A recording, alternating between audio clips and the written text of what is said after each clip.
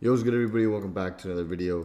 So today we're going to be covering Fibs and the Fibonacci retracement tool and how to actually find setups using the Fibonacci retracement tool and trading opportunities.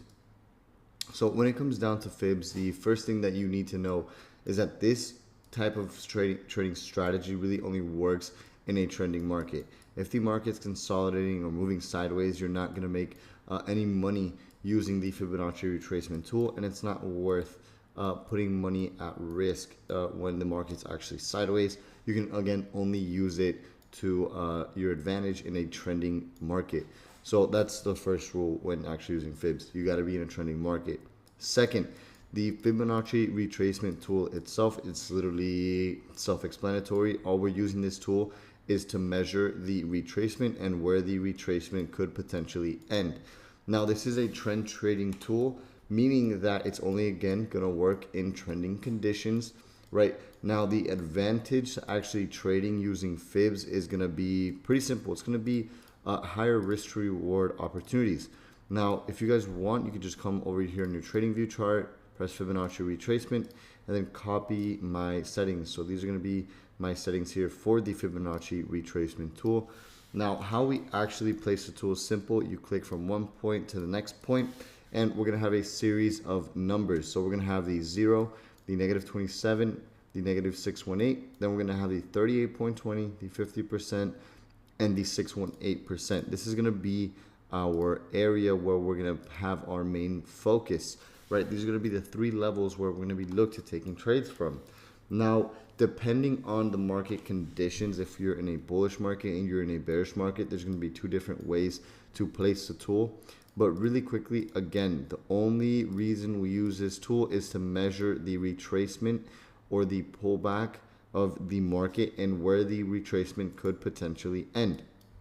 Now, typically when it comes to Fibs, our 38.20 to the 618 is going to be our retracement levels. This is going to be our entry zone, right? And in between the 0 all the way to the -618 is going to be our take profit zone.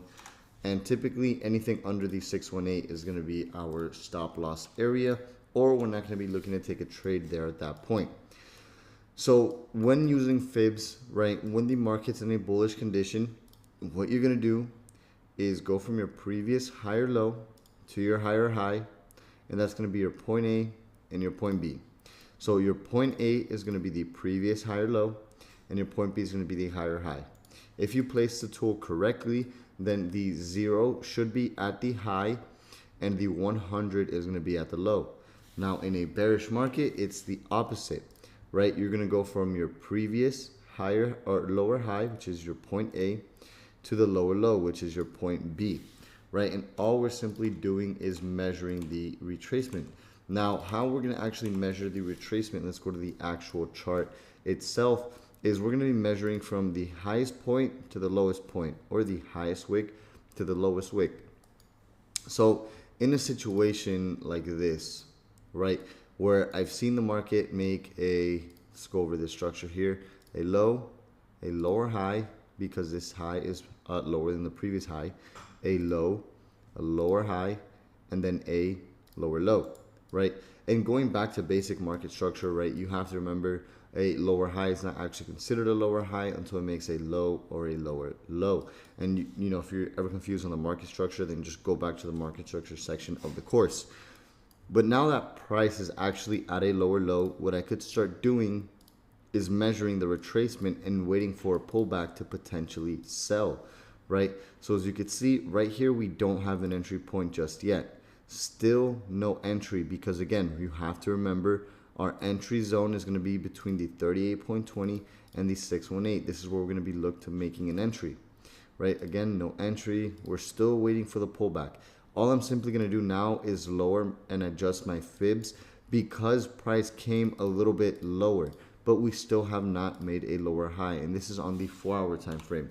The good thing about Fibs is you can measure a pullback or retracement on any time frame, right? So now we're trading inside of our entry zone, so we're going to be actively looking to take a position here.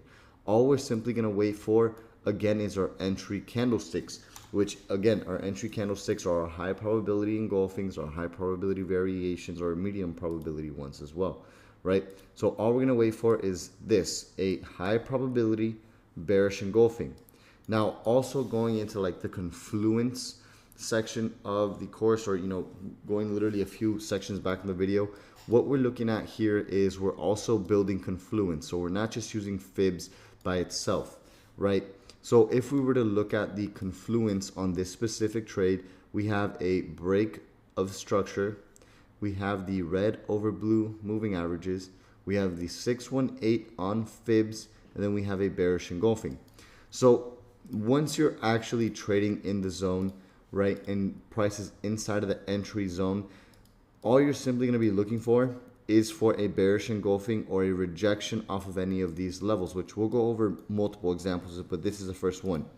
Once you see this bearish engulfing candlestick here, that should be the indication, and this is your sell signal. This is when you want to take your sell, right when this candlestick actually closes. So you're going to go short here, and the stop loss is going to be above the 618.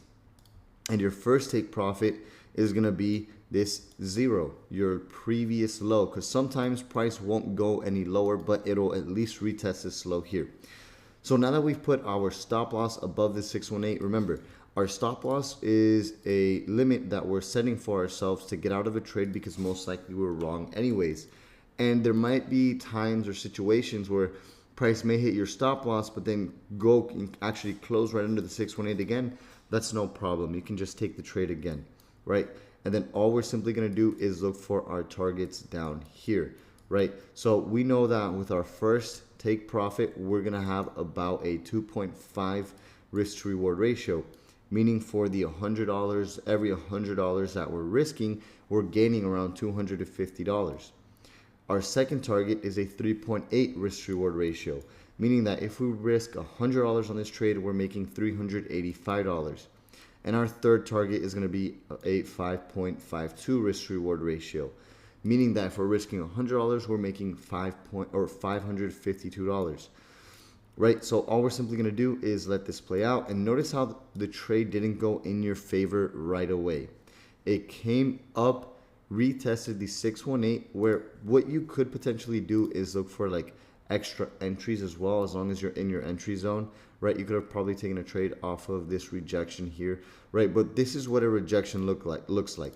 Notice how price came all the way to the 618, tested it, and then closed right under. That is called a rejection, where you could take an aggressive position. It's possible, but it's not always recommended, especially depending on your skill level. The more experience you gain, for sure, why not?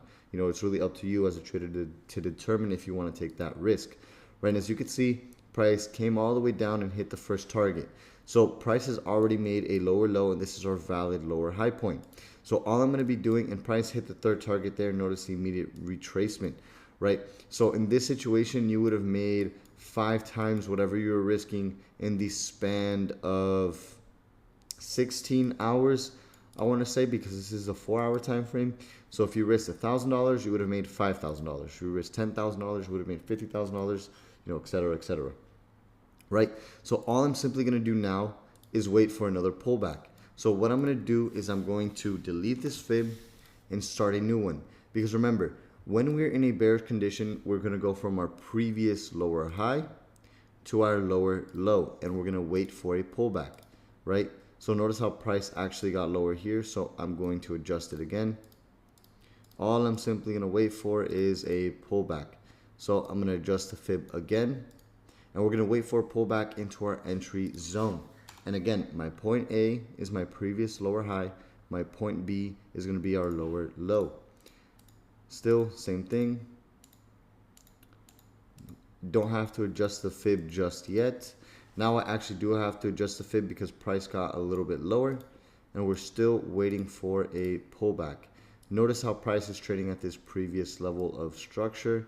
So we're still going to wait for that pullback. As price is getting lower and lower, I'm simply just adjusting my fib. And a pullback, again, is only valid unless price tests a minimum of the 38.20. Hence why I'm not looking to take trades in this area, in this trending condition, because price didn't come up and test at 38.20. for it to be a valid lower low or a lower high or a higher low, price has to come to at least the 38.20. So this is not valid market structure. This is kind of just the market still in the middle of making that impulse, even though this is taking a few days, right? So I'm just going to kind of click through here a little faster. Now we're starting to look at an entry because we've hit our entry zone again from the 38.20 to the 618. Now we can start to look at this as being a potential pullback. So all we're simply going to wait for is our entry signal, which right here you can actually start looking to take a trade on this fib retracement because we've already rejected the 61.8 and the 50, and we've closed under the 50%. So if you go to the hour time frame, where you can actually see this big bearish variation pattern. So what you could do is take an aggressive entry off of this doji. Really, at the end of the day, it's up to the trader. Right now that we're trading in the 50%, I'm going to be actively monitoring for an entry zone. So now that we've actually formed that engulfing candlestick, this is a sign for you to actually take the trade. And again, every trader is going to take this differently. Me personally, I would have waited on this 30-minute time frame, right? Once price in the 30-minute time frame after, and this is only after seeing this big rejection, I would have waited, came here, and you would have seen this is a double top, which we've learned about already.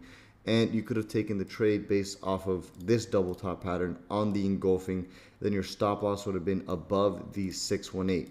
So every time, let's say you make an entry at like the 38.20, if you have a 38.20 rejection, your stops go a little bit above the 50. If you enter above the 50% or at the 50%, your stops go a little bit above the 618. And if you enter at the 618, you're going to put your stops a little bit higher than the 618.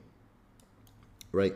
So you can think about it as the bigger the pullback, the smaller the risk that you're going to have, because once price actually breaks above the 618, most likely we're not going to be looking to actually take a trade in that direction. Right? Now, again, if we were to enter off that double top, we're looking at a 3-to-1 risk reward ratio, just about a 2.95 risk reward ratio, meaning again, every $100 that we're risking, we're looking to gain almost $300, $295, because our first target is going to be the 0. Now, when it comes down to fibs, the steeper the retracement, meaning that if price goes to the 38.20 or the 50% or the 618%, right, the longer it may take to play out. Sometimes it'll be quick, but it may take a little bit longer to actually play out. It's also healthier for price to pull back in between the 50 to 618 level because it shows signs of a good, strong, normal trend, right? And a lot of the times when we look to trade at the 50% or the 618, a nice target would be this negative 27 or this negative 61.8 here. Now, one thing I want you guys to keep in mind is just because you see your entry doesn't mean that the trade will always play out on your favor. You're going to have losses. Sometimes you may enter at the 38.20. Sometimes you may enter at the 50%. It depends, because what could happen is that price comes to your 38.20, you see your engulfing, and the price goes to the 50. All you have to wait for in this situation, again, is another engulfing. Once you see it come down, make the engulfing, it can either go in your favor or go in the 618. And then you have to kind of try again. That's what the negative about this situation or about this system is sometimes you might see your entry, but it won't play out in your favor, right? Now let's kind of just click through here. And this could have been a possible re-entry for you. So when you see things like this, where now in the 4-hour time frame, there's a double top, and you see price came all the way down to the 38.20, then came back up into the 50, where this is our entry zone, right? Well, theoretically, our entry zone's from the 38.20 to the 618. But notice how price came all the way back up. Once you would have seen that it started rejecting the 50% again, you could have looked for another entry. But again, if you were to enter somewhere along this area here, then you still have to place your stops above the 618. If you make an entry at a fib level, your stops have to go above the next fib level, right? And that's just kind of a rule of thumb, so you can allow price to fluctuate, right? Now, sometimes when it comes down to actually trading fibs, again, it may take a little bit longer for the trade to play out in your favor, especially if you're trading fibs based off the 4-hour time frame, right? Like this took a day and 12 hours for you just to be break even again, and then profit would have taken a day and 20 hours, right? So let's just kind of continue here. Right, let's continue. So right here, you could have taken profit. Ultimately, it's up to the trader. I would have held the position, right? Because again, we're waiting for our stop loss, or not our stop loss, or take profit ultimately to get hit. And really, it depends on the trade itself. There's a lot of things you could do for active trading management. Like at this point in time, you definitely 100% could have taken profit here. One thing you can also do is trail your stop losses. So if price is at a 1-to-1 risk to reward ratio, move your stops to break even, right? And then look to trail your stop loss, at least so you have a risk-free trade. And then, you know, in a situation like this, you would have really, the best thing for to do is leave your fib kind of alone. You would have seen price pull back to 38.20. Now, if price breaks above this high here, then it's invalid because price did come down and make a low. What you could also do is look for another fib within this area and seeing price pull back to the 618 here. So notice, I'm going to kind of get rid of this one here. Notice how price came all the way down, made a low, then came back up and actually closed above the 618, but then closed right under. Came back above, then closed right under. Once it closed right under, the trade is still valid. It's a little bit more than a 618 retracement, but all you simply have to do again is really just a stop loss adjustment, right? Even here, notice how momentum is slowing down. The goal with trading fibs is to try and get in as close to the level as possible, right? Stops go above the 618, and then we can kind of continue here, right? And then you can see price actually did hit that entry zone there, right? Or hit our targets there. But you could trade fibs on multiple time frames, but just know that it could take a while for your trades to actually play out. You can even use fibs on the hour time frame as well to try and catch more intraday moves. What you could do is if price is actually trending, right, and making lower lows and lower highs, it's the same concept. We're just literally placing them on the hourly time frame. Now, when it comes to the daily, sometimes, or the 4-hour, sometimes you won't have an opportunity to place fibs because the trend is so steep. Even if you go on the hour time frame, right, all you're really looking for is market structure, lower lows, lower highs, right? In a situation like this where the trend is very steep, it's very hard to do so. But what we could see here with this market structure here in this intraday time frame is price been a higher high, then a higher low, then a higher high. Once you've identified this, you can actually go down, place a fib from your higher low to your higher high.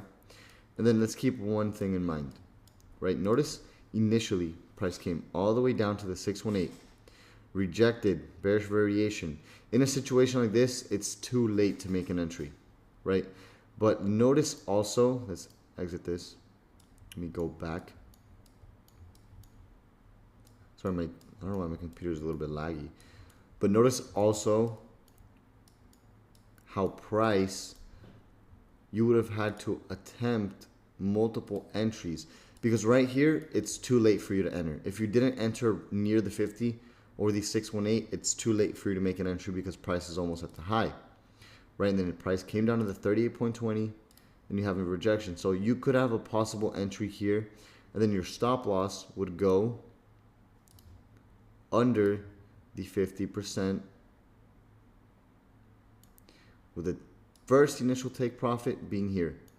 Now notice how the risk reward ratio is actually negative. In a situation like this, you do not want to take a trade because the trade isn't worth it unless price were to come up to here. But then even then you only have a 1.8 risk reward ratio. Guys, if the risk reward ratio doesn't make sense, then the trade doesn't make sense and it's not worth you taking. Now notice how price came all the way down. It's still trading lower and lower. And now we're at the 618. So now we can still wait for an entry. Now what we could do as well is go down to the 30-minute time frame and look at what this market structure looks at. So notice how price had a rejection of the 618 here, because remember, this is our point A and this is our point B. So anything before that, we're not looking at because that's an impulse to the upside. It's everything after that.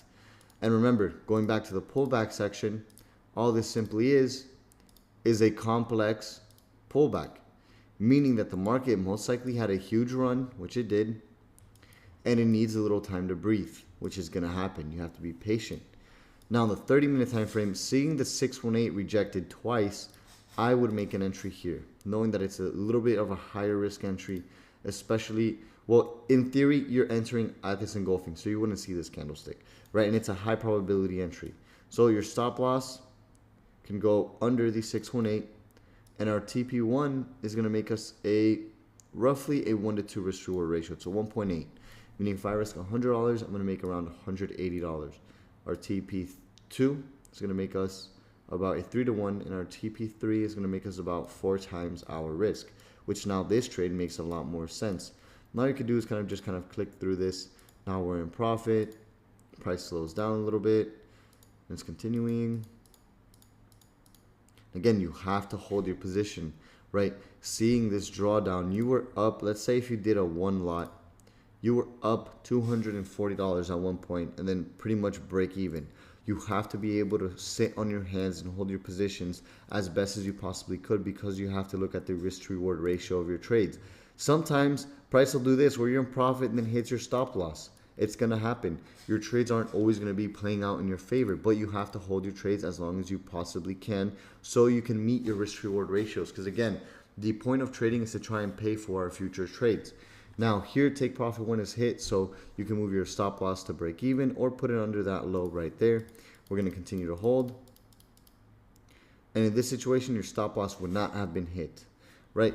But what you could do now is pull another Fibonacci retracement tool from our higher low being here to our high, right? Seeing the 618 pullback in a situation where you're using fibs on like an hour time frame and a 30-minute time frame, you could make an entry based off like a 5-minute or a 15-minute. It's a little bit riskier because there's more volatility, but I'm trying to keep things a little bit simpler for you guys. So now let's look at the risk reward ratio if we would have taken a trade here. And I can tell you guys right now, based off experience, the risk reward ratio is going to be very poor, so it's not even worth taking a position here, because if we place our stops under the 618 and we target the 0, that's a negative risk reward ratio. Price would have to come to our TP3 on our first position just to make that back, which ultimately it's up to you as a trader if you want to take this position for 2 times your risk, which you could, right? Let's see how that would have played out for you, right? So your price almost came down to the stop loss, but notice how it's still trading above the 50 SMA. Again, it's confluence. Now, let's see if we would have gotten a better entry here if we would have gone down to like a 15-minute time frame. And you could use this time frame correlation altogether, because what this looks like to me is a double bottom. Now, I don't know why my Wi-Fi is lagging, but I'm going to pause the recording real quick until the chart actually loads again. Alright guys, so as you can see, price did make that double bottom. So here would have definitely been a way better entry for you if you wanted to take that position. And we've increased our risk reward ratio to a 2.5, and we can lower our stop loss a little bit, so about 3 times our risk. But let's play the trade and see how this would have gone. Let's just kind of keep going here. I'm just going to kind of press play, see how this would have played out.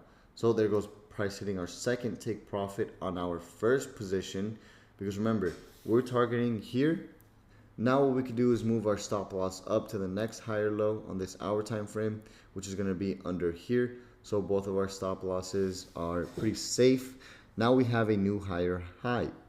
Let's continue to see if our third take profit would have been hit, and it was hit. So now this is our higher high here. What we could do is start trailing our fibs. Let's press play. Nothing just yet. As you can see, sometimes you may never get that pullback that you're looking for, right? But that's the positive about fib trading, because sometimes, imagine if you were still holding this position from all the way down here, right? If you could find a way on how you could trail your stop loss, you could have probably caught this entire move. Right, so I believe our entry point was somewhere along here, I want to say, right, with our stop loss being down here.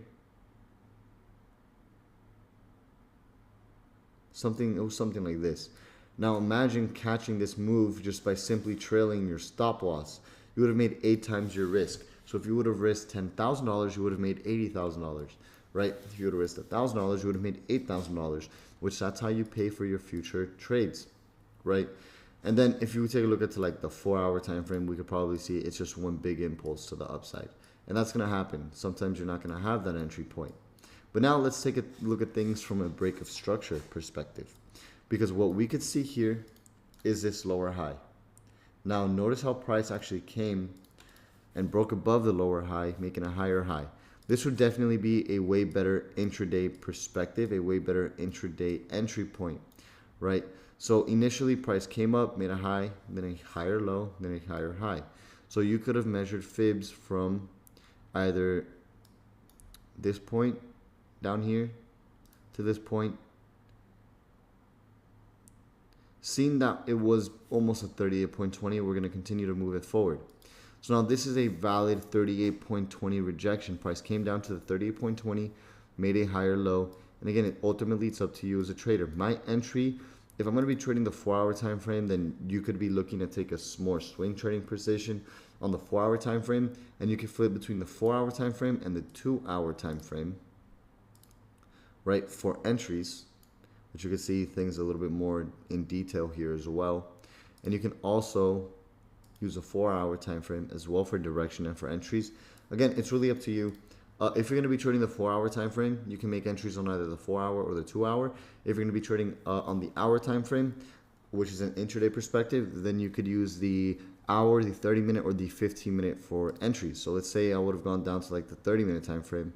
Let's see what this would have looked like. Me personally, I like the 30-minute time frame because it shows me just enough detail.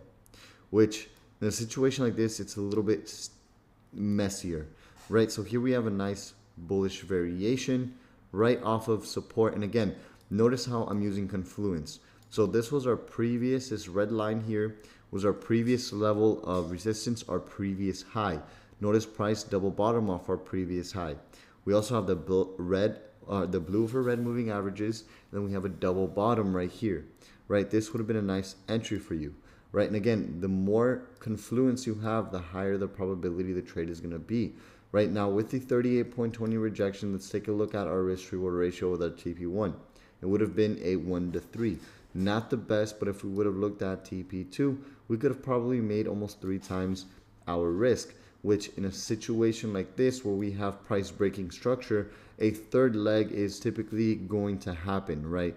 And this is a third leg on the 4-hour time frame because we have point A, point B, point C, right? So we have a 3-leg extension here confirming the bullish trend.